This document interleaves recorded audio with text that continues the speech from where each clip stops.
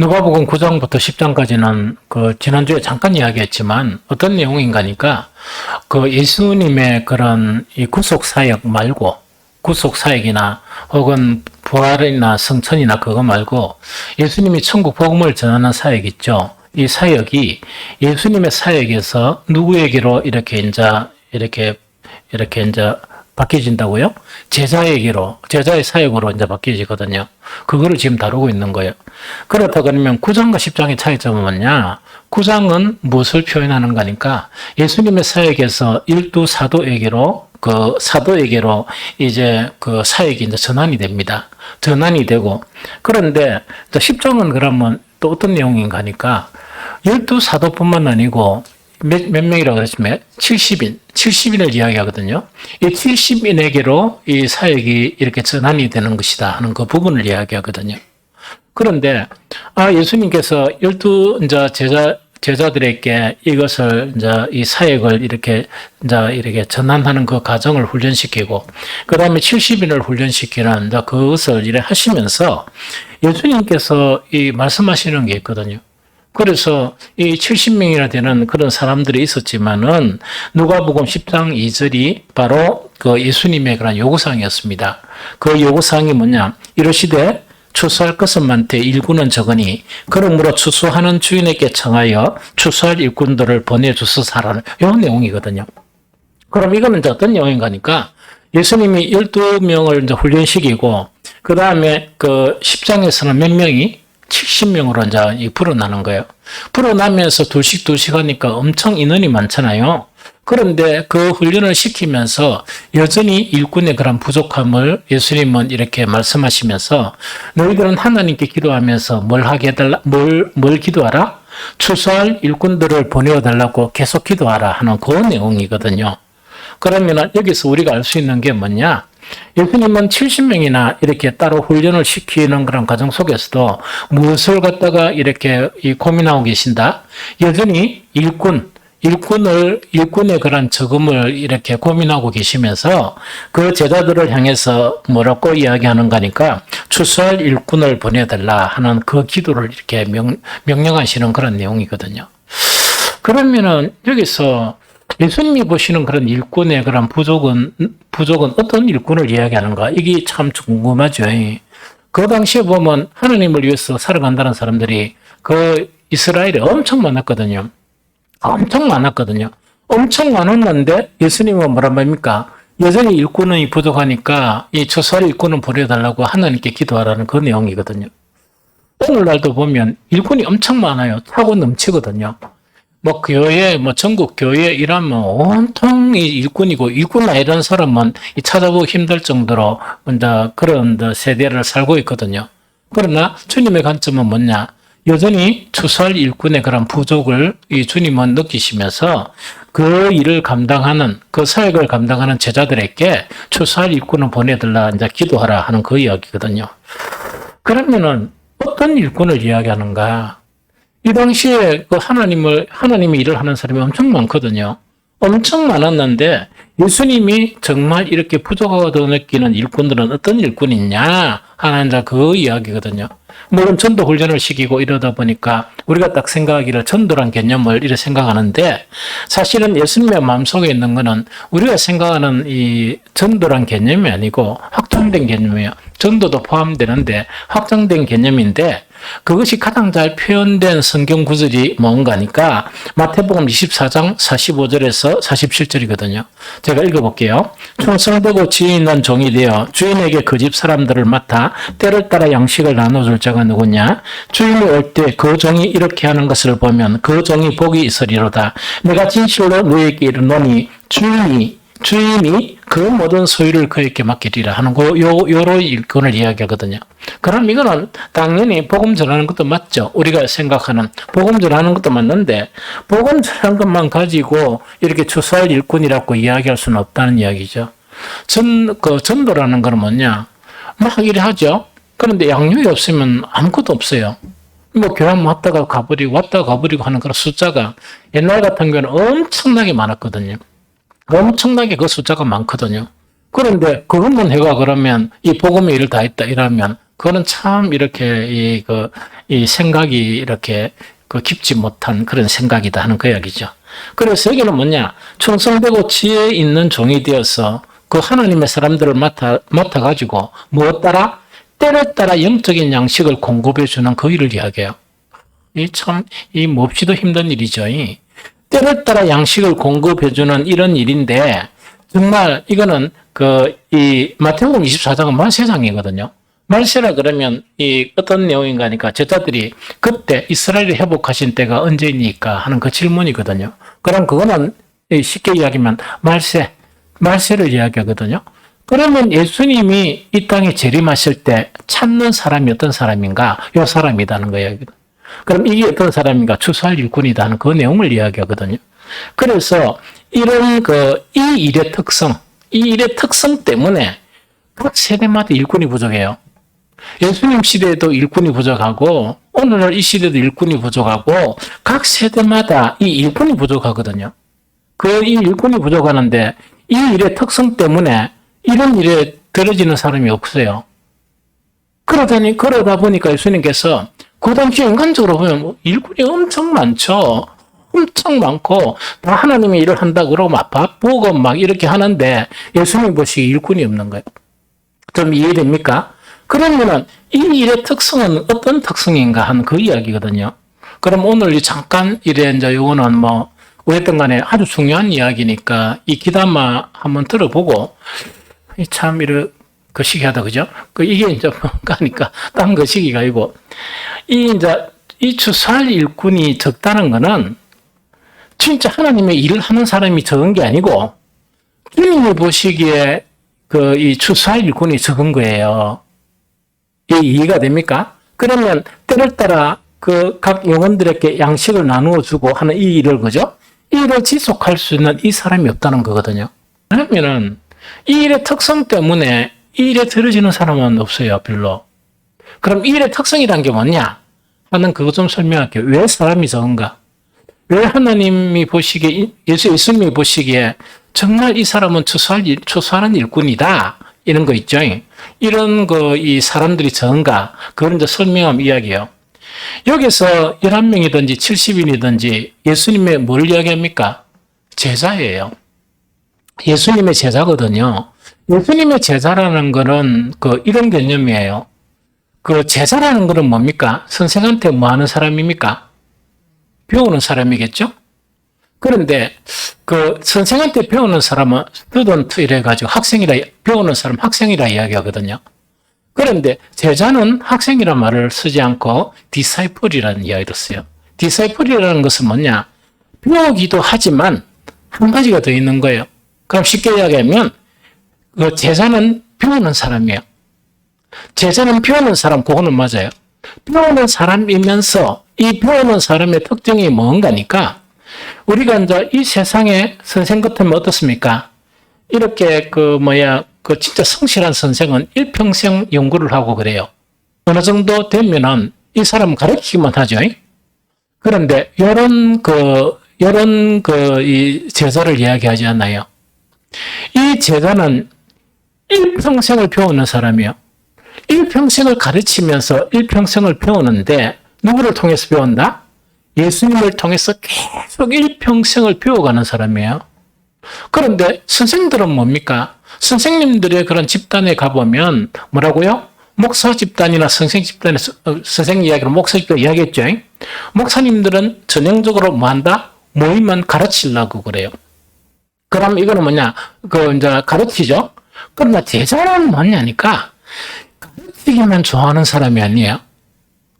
그래서 선생들은 조금만 알면 뭡니까? 무조건 가르치려고 하거든요. 그런데 제자는 어떤 사람인가 하니까 가르치면서도 뭐 하는데? 배우는데 혈안이 되어 있거든요. 누구로부터? 예수님으로부터. 그게 제자예요. 그게 디사이플이에요. 이 개념이 알겠죠? 그런데 또 두 번째 개념은 디사이플이라는 개념은, 즉, 이 제자라는 개념은 어떤 개념인가 하니까 훈련되는 사람을 이야기해요. 훈련되는 사람. 이 훈련된다는 건 뭐냐? 이것도 우리가 어떤 훈련을 딱 받으면 뭡니까? 조금 훈련받고 훈련 종료하고 이렇죠. 그 훈련이 아니고 일평생 동안 훈련이 되어지는 사람이에요. 일평생 동안 훈련되어지는 사람이거든요. 이 두 가제를 성실하게 수행하는 사람이 디사이플이에요. 제자예요. 그러니까 이 일을 누가 하겠습니까? 안 하지. 누가 하겠습니까? 이 배우려고 하면 이 배움은 어떤 배움인가? 주님으로부터 배우려고 하면은 얼마나 고독한 시간이 필요하겠습니까? 정말 자기와의 그런 싸움을 하면서 기도하면서 말씀을 보면서 이 주님으로부터 배우는데 얼마나 힘든 그런 길을 걸어가야 됩니까? 요거 안 하려하거든. 얄팍한 몇 가지 지식을 가지고 무조건 가르치만 하려하거든요. 그래서 진정한 제자로 살아가는 사람이 없어지는 거예요. 이해됩니까? 그러니까 그 하나님이 또 보니까 그렇게 힘들게 살아가는 사람이 없거든. 엄청 보니까 야 이거는 좀 낭패다 이야기야. 두 번째는 뭔가니까 이런 되면 사람들 자꾸 훈련시키려고 그래. 이렇게 해야지 저렇게 해도 이런데 사실은 제자는 자기가 훈련되어서 가야 돼요. 어디까지? 주님의 장성한 분량까지 자기를 처소복종시키고 자기가 막 훈련되는 사람이 제자거든요. 그거 안 하려고 하거든.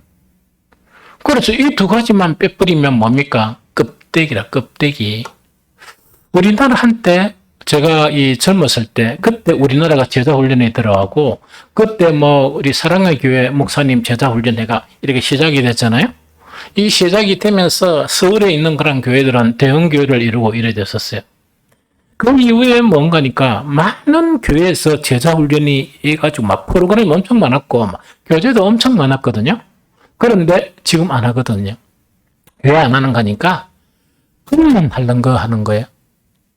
그러면은 제자 훈련의 실질적인 내용이 일평생 자기를 훈련시켜 가야 되잖아요. 그럼 고된 일은 안 하고 훈련 안 시키려고 하고 뭐 하기만 한다고?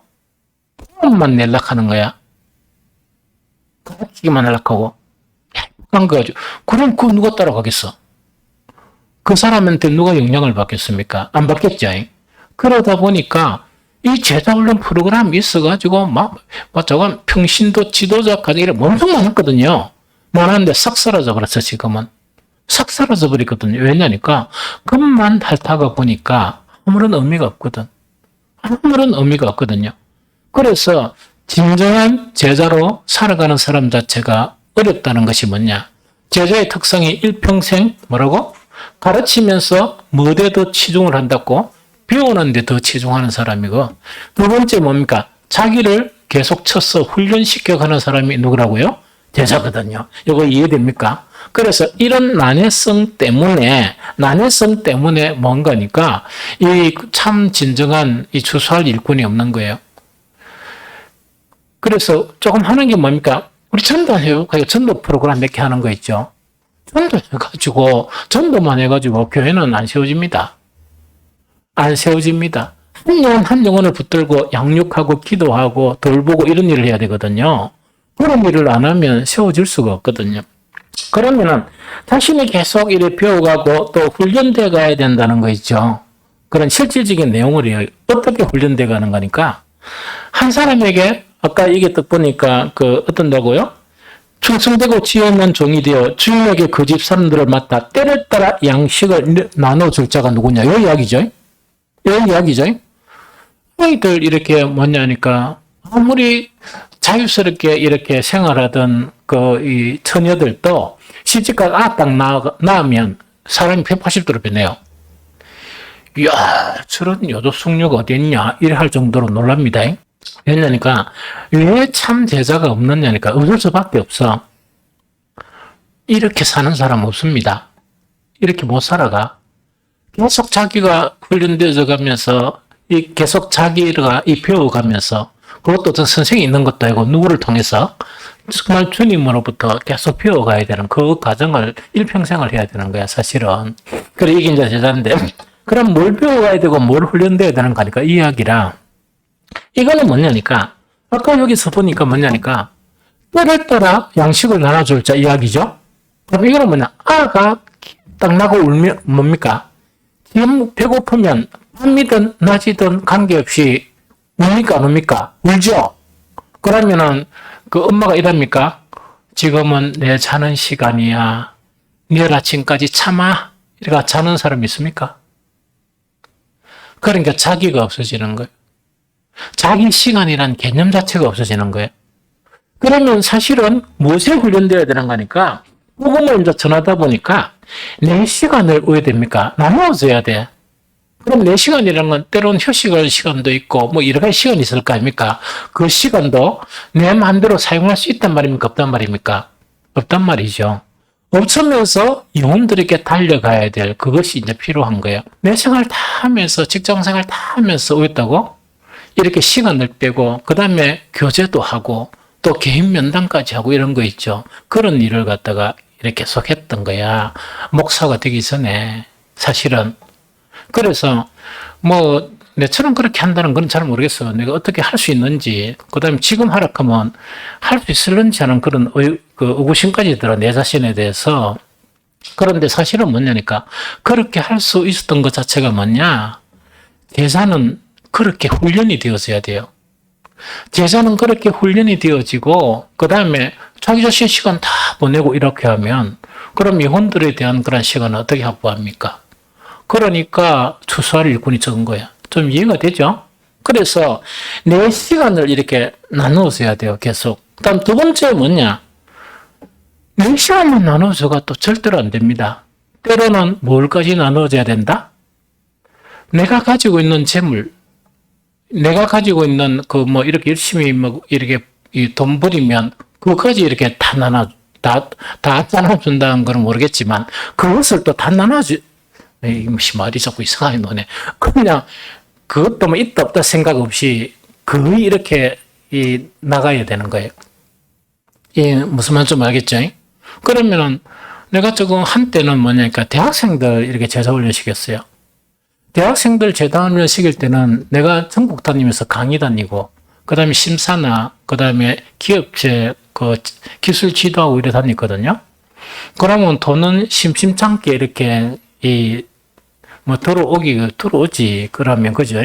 오는데 한 달 같은 경우에 아이들 한 6명인가 8명 그것만 이래가지고 일주일에 2번씩 모여가지고 교제를 또 하는데 식사비만 얼마 나갔느냐? 20 몇 년 전이에요. 한 70만 원 전후가 나갔어요. 매달 70만 원 전후가 나갔는데 그게 아깝다 이러면 그러면 학생들한테 야! 돈 내놔라 이래가 수업료 받겠습니까?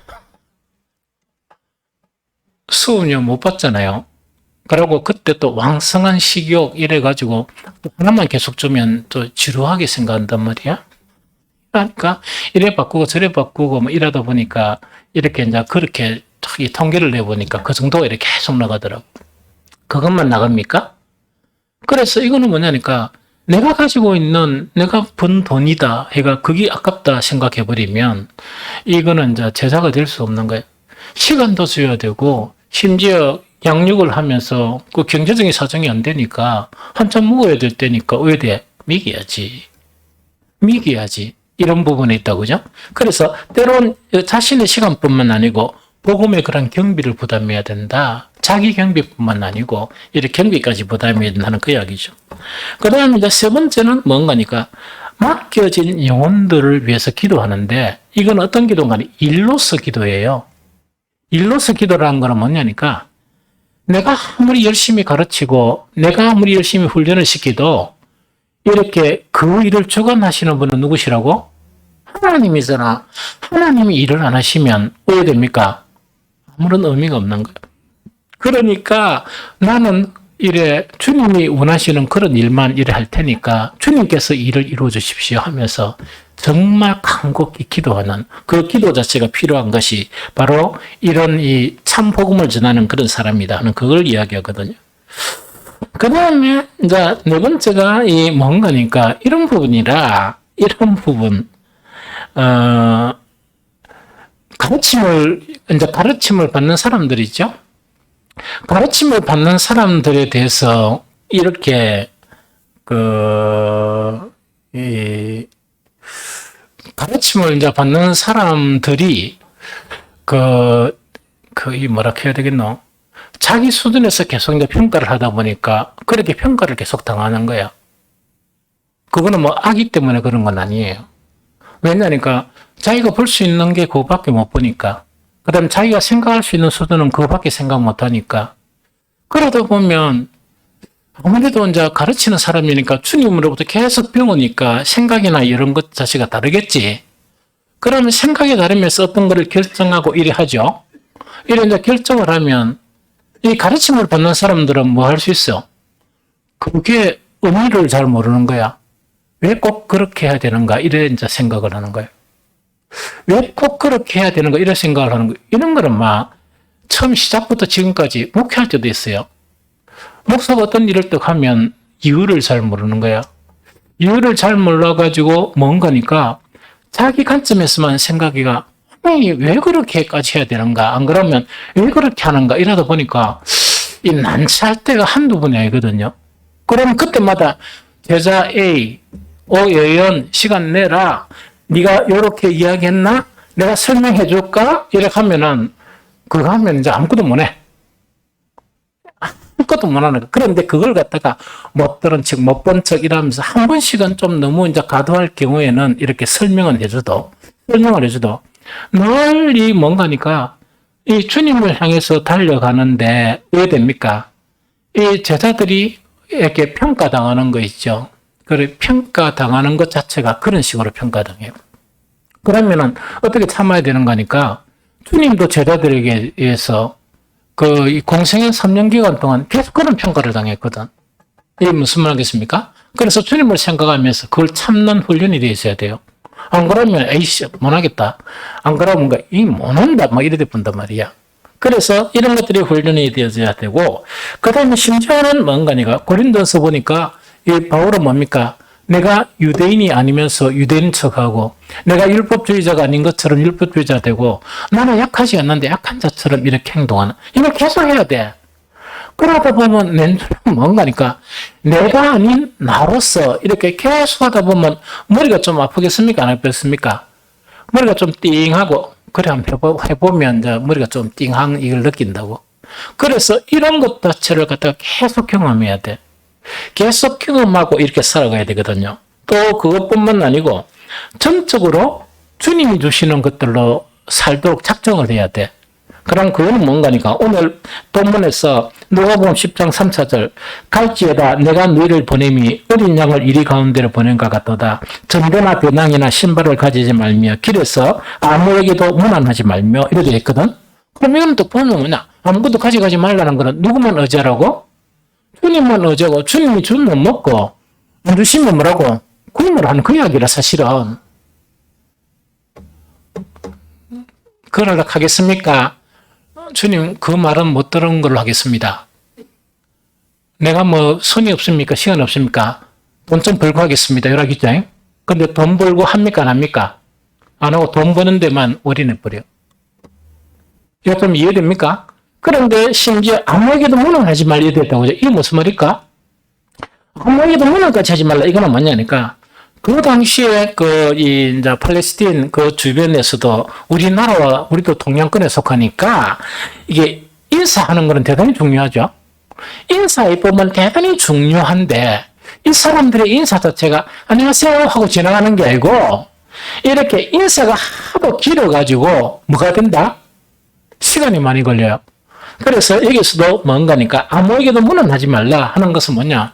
문안하러 지나가다 인사로 또 가가지고 그 앉아 차 마시고 밥도 먹고 그 다음에 담소 나누고 이러면 시간이 홀로당 지나가니까 그런 시간을 하지 말고 뭐라고요?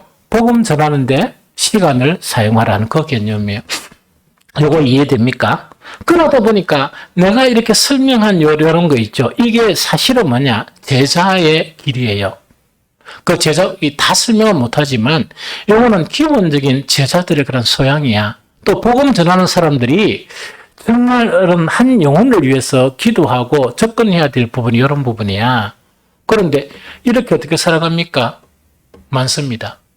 되게 많다는 게 아니고, 정말 서울이나 각 교회 보면 이렇게 헌신적으로 살아가는 사람들이 있어요. 그런 교회는 반드시 뭔가니까, 복음의 역사가 일어나요. 좀 무슨 말 좀 알겠죠? 이렇게 하는데 복음이 안 전해질 리가 어디 있습니까? 그래서 이런 일들 때문에 대부분의 그런 사람들 자체는 뭐냐니까 요것 말고 얼굴 좀 내세우고 모양새 좀 좋고 그 다음에 좀 즐겁고 하는 일 있죠. 그것을 갖다가 뭐라고 이야기하느냐 사역 혹은 뭐 복음 이런 식으로 이렇게 해가지고 그런 일들에 계속 분유한 거야.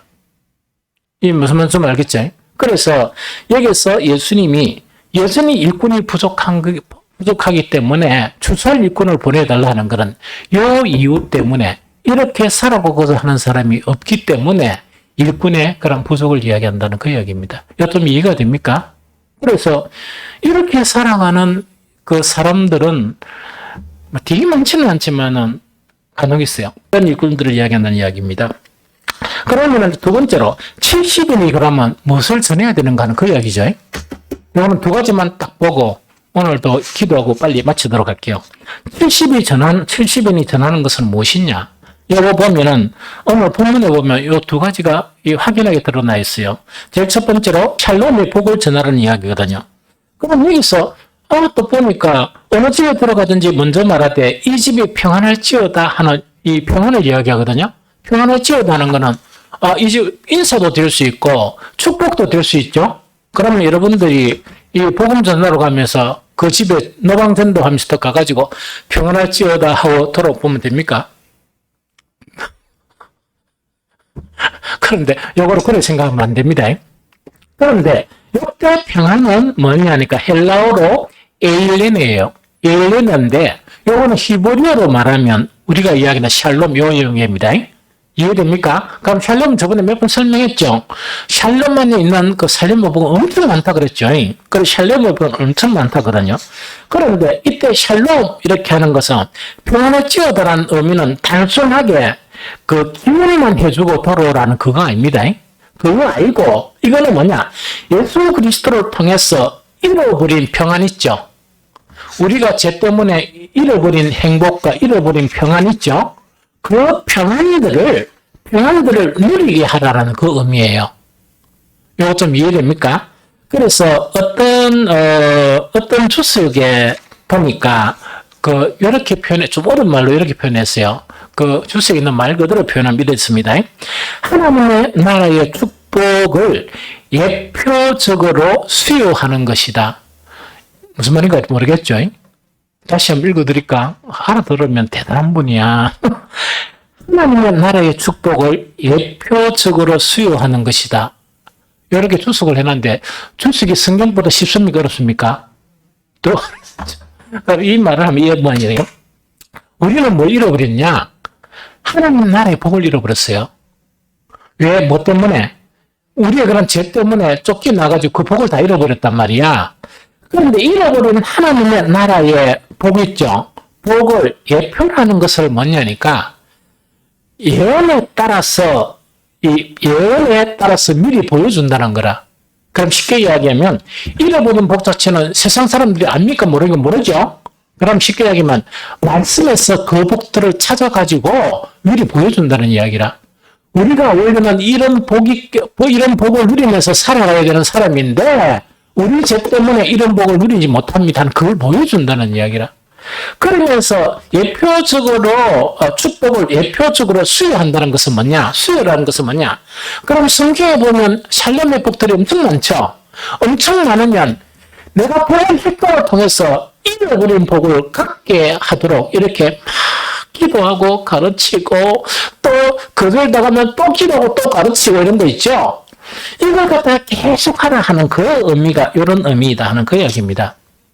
이해됩니까? 그러면은 이 샬롬의 복을 전하면 세상 사람들이 잘 받아들입니까? 그럼 교인들은 잘 받아들입니까? 빛과 소금의 성도들은 매주마다 복을 갖다가 엄청 실히 많이 이야기하면 다 받아들입니까? 어렵단 말이에요. 그러니까 이 일은 한 번씩은요 엄청 힘들어요. 그러니까 한 번씩은 좌절하겠어 안 하겠어요? 어떤 절망감도 드는 거예요. 그게 내가 뭐 하고 있는가 하는 그런 생각 드는 거예요. 심지어 어떤 때는 뭐냐니까 하나도 안 봐드리는데 뭐 세상 사람들 안 봐드리는 게 괜찮은데 누가 안 봐드린다고? 여러분들이 한 번씩 느끼기는 니는 이야기해라. 나는 모른다. 그래 이제 한번 이제 한 번씩은 뭔가 있겠네. 좌절감을 느끼겠어 안 느끼겠어? 느끼겠죠. 훈련이 안 되면 자존감을 느껴서 못해 이런 일을. 성경에는 하나님 옛날에 복을 이야기하고 있잖아. 그럼 이걸 가지고 막 온갖 고생을 해가 어떻게 하면 쉽게 설명할까? 어떻게 하면 알아들을까? 어떻게 하면 이 복을 받으려고 하면 그런 조건 자체를 이렇게 믿음으로 이렇게 살아갈까? 이런 기대하면서 하잖아요. 하는데 이게 뭔가 이렇게 뭔가 있답니까? 막 이렇게 그렇게 되면은 절망감 느끼겠죠. 그러나 좌절하지 않고 계속 해나가야 되는 거예요. 그래서 우리 보면은 뭐라고요? 나가서 전도부터 하라는 게 아니고 뭐부터 해라? 하나님 축복부터 먼저 좀 누리라. 믿음으로. 그 이야기거든. 성경이 복을 이야기한 것을 이걸 먼저 좀 누리고 받아들이고 주님 주소서 이렇게 기도를 하든지 안 그러면 그 조건이 뭐 하면 주리라 하면 그렇게 하도록 노력을 하든지 이렇게 하면 되잖아. 근데 사실은 잘 안 되는 거예요. 그거 왜 잘 안 되는 거는 게 육신의 성정을 갖고 있어서 그렇고 또 하나는 우리 속에 육을 따르고 자라는 게 있거죠. 그게 너무 많은 거야. 그런데 그게 설교함 들었다고 없어지는 게 아니고 내가 한 금식했다고 잘라진 것 같으면 얼마나 쉽겠습니까? 안 됩니다. 좀 이해됩니까? 그거는 꼭 이렇게 자기를 쳐서 복종시키고 이런 것을 반복하고 기도하면서 이래야 겨우 하나씩 이루어지고 이루어지면 이루어진 만큼 복이 형성이 되는 거야 사실은. 여기서 뭔가니까 어느 집에 들어가든지 먼저 말하되 이 집이 평안할지어다 하는 거는 이 폼 자꾸 이런 거 있죠. 복받을지어다 뭐 이러고 가뿐다. 또 그거 하면 그런데 되게 좋아해. 그게 아니고 복을 받도록 이게 수용하도록 뭔가니까 막 고통하면서 기도하면서 실험하면서 이렇게 이제 계속 하라는 이야기라. 그런데 결국 결정은 누가 하는 겁니까? 결정은 누가 해요? 하나님 하시면 참 좋겠지. 지가 하는 거야. 자기들이 다 하는 거예요. 원래 하나님 하시금 돼 있으면 그게 천국이라. 하나님의 통치가 이루어지는 나라가 천국이라. 그러나 이 세상의 교회는 전투하는 교회라 그랬죠. 하나님 나라에서는 하나님의 통치가 완벽하게 이루어져서 다 하늘의 복을 누리고 살아. 이 세상에는 우리가 사탄한테 속아가지고 우리 복음을 통해서 하나님의 통치가 일어나려고 그래도 누구 편을 든다고? 사탄의 속아가 이게 맞습니다. 이렇게 생각하는 사람들한테 어떻게 샬롬의 복이 들어가겠습니까? 어렵죠? 그래서 우리도 다 그런 걸 못 누리는 거야. 샬롬의 복이 1000이라 그러면 지금 우리가 누리고 있는 거는 정확하게 0.한 몇 프로 정도 누리는 것 같아. 목사는 한 1 정도 누리는 것 같고. 그럼 복은 누려가는 거야. 그래서 이게서 이제 제자의 일은 뭔가니까 그 한 영혼을 보면서 잃어버린 그런 복이 있죠. 그 복에 대해서 계속 복을 가지게 하는 것이 이게 뭡니까? 샬롬의 복입니다. 그게 평안을 지어다는 요 이야기거든요. 그 일은 아주 너무나 대단하고 너무나 큰 것은 제껴놓고 이 세상 살아가면서 이게 뭡니까? 있어도 되고 없어도 되는데 그 매여가지고 그 온통 온 마음이나 거기에 빼앗겨버리면 얼마나 안타깝겠어. 그러고 또 그런 사람끼리 모여가 엄청 바쁘고 다니면서 뭔가 이게 뭐 하나님 일이다 이러면은 진짜 하나님 일을 하는 사람은 좌절을 느끼겠죠? 여기서 하나님의 일이 그만큼 일꾼이 적다는 게 그 의미예요. 요 이해가 됩니까? 그 다음에 두 번째로 뭔가니까 70일이 지난 첫 번째 복은 살림의 복을 누리게 하도록 막 이렇게 때를 따라 양식을 공급해주고 기도하면서 뭡니까? 때는 뭡니까?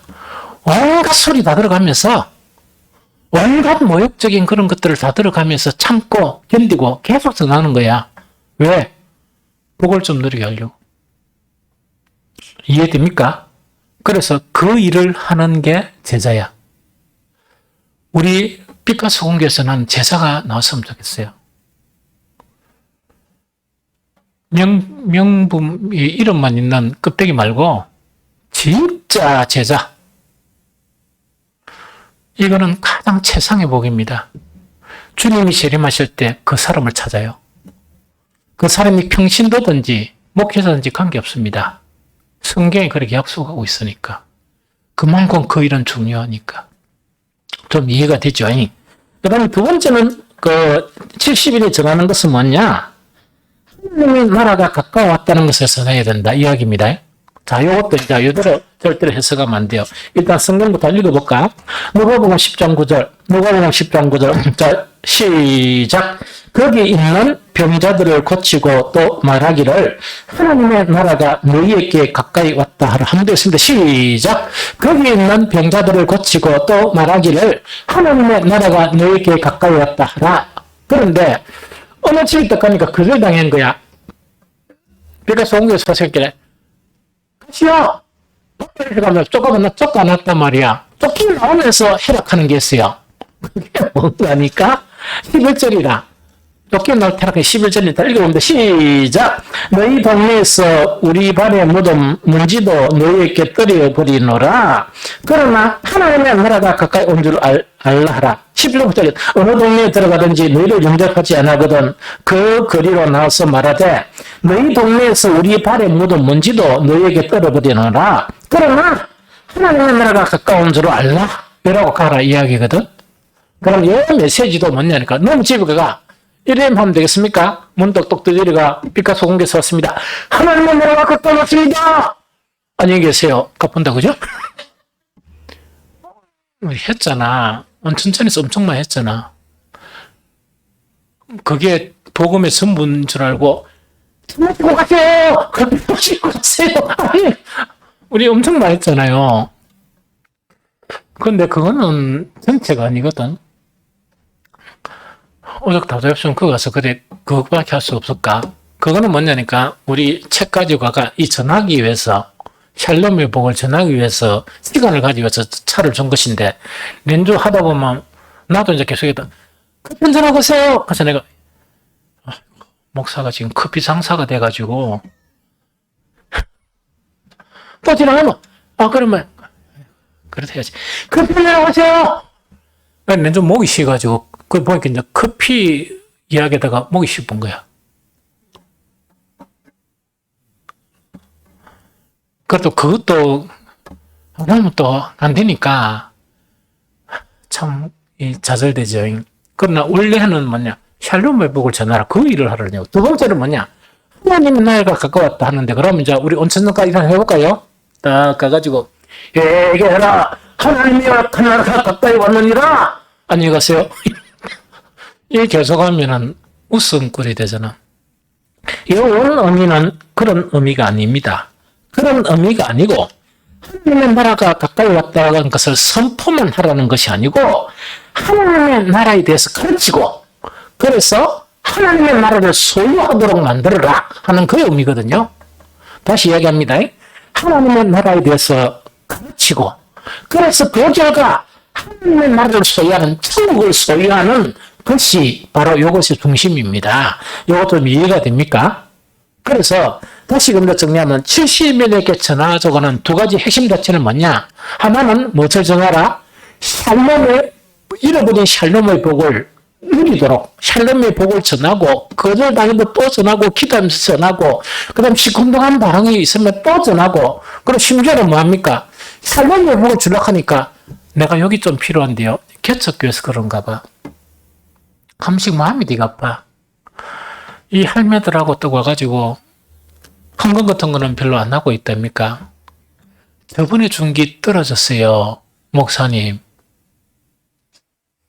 거기 와가 뭔가 있긴 해. 저번에 못 줬잖아. 물품이 있어서 딱 주면 저번에 그 떨어졌어요. 목사님 하면 왜 되겠습니까? 떨어졌다 하니까 또 이거 뭔가 구이가 줘야지. 그래 하더라고. 또 그것뿐만 아니고 교회를 좀 오다가 또 좀 삐끼가지고 그 목사님이 주려는 거는 뭘 줘? 샬롬의 복을 주려고 하지. 좀 삐끼가 안 나온 거야. 그래가 막 이렇게 이 목사님이 기도하고 또 했나 전화가 온 거야. 목사님 죄송합니다. 요새 뭐 좀 들어왔어요. 그런 거. 그래 뭐 좀 들어왔습니까? 하면 이 목사님이 또 보면 또 교회 온다 하니까 그 샬롬의 복을 주려고 이랬죠. 아 내가 뭐도 좀 있고 뭐도 좀 있고 뭐도 좀 있는데 그 한 사람이 아 제가 차로 가가지고 교회 갈게요. 해가 잔뜩 싣고 가 안 온대.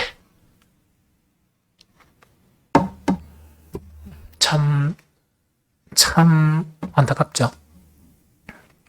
그래도 그 한 영혼을 위해서 그래 살아가는 목사님들이 많아. 내가 돕는 목사님들이 그런 목사님들이에요. 정말 기도하면서 참 나는 그 목사님들을 보면서 존경스러워. 정말 주님 생각하면서 그래 속고 또 속고 한 번씩 뭐냐니까 내가 그런 양말 오면 전화 끊어버려 이렇게 얘기하지만 못 끊는 거야. 그래서 참 많이 배웁니다.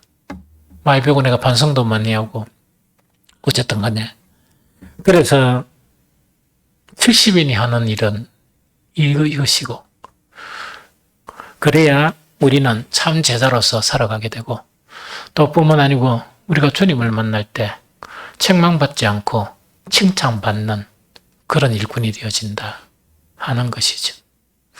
그래서 이런 일에 힘쓰는 저와 여러분들이 되었으면 좋겠다.